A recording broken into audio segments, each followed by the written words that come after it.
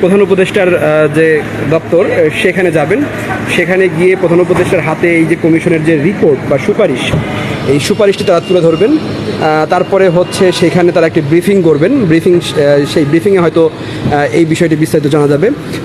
আপনারা যে গাড়িগুলো যাচ্ছে এখন মুভ করছে, সেই গাড়িগুলোতেই কিন্তু কমিশনের পূর্ণকালীন এবং খণ্ডকালীন যে সদস্যগুলো রয়েছে সেই সদস্যগুলো কিন্তু রয়েছেন।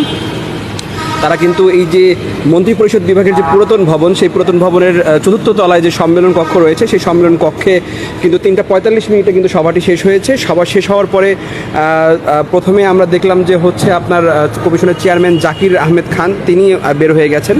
এরপরে আমরা দেখলাম যে পূর্ণকালীন যে সদস্যগুলো রয়েছে তারা হচ্ছে কিন্তু একে একে দুটি হাইস গাড়িতে করে তারা এই মুহূর্তে বের হয়ে গেলেন। পিছনে আরও একটি হাইস গাড়ি রয়েছে, সেই গাড়িতে কমিশনের আরও সদস্য যারা রয়েছেন তারা কিন্তু এই মুহূর্তে বের হচ্ছেন। এছাড়া কমিশনের আরও যারা সদস্য রয়েছেন, বিভিন্ন ইউনিভার্সিটির অধ্যাপকরা রয়েছেন, এছাড়া আমরা দেখেছি অতিরিক্ত সচিব বা সহ আরও যারা রয়েছেন তারা কিন্তু এই গাড়িগুলো থেকে কিন্তু এই মুহূর্তে কিন্তু সচিবালয় থেকে বের হচ্ছেন। এই যে একটি একটি করে গাড়িগুলো যে বের হচ্ছে সবগুলো গাড়ি কিন্তু কমিশনের সদস্যদের, অর্থাৎ পূর্ণকালীন এবং খণ্ডকালীন সদস্য যারা রয়েছেন তারা কিন্তু অনেকেই ব্যক্তিগত গাড়ি ব্যবহার করেন, তারা ব্যক্তিগত গাড়ি নিয়ে এসেছেন। এছাড়া কমিশনের পক্ষ থেকে যে 3টি হাইস গাড়ি রয়েছে সেই 3টি হাইস গাড়িকেও কিন্তু আমরা বের হওয়া দেখেছি। তো সবগুলো গাড়ি এখন প্রধান উপদেষ্টার দপ্তর অভিমুখে যাচ্ছে। সেখানে বিকেল 5টার দিকে কিন্তু এই প্রধান উপদেষ্টা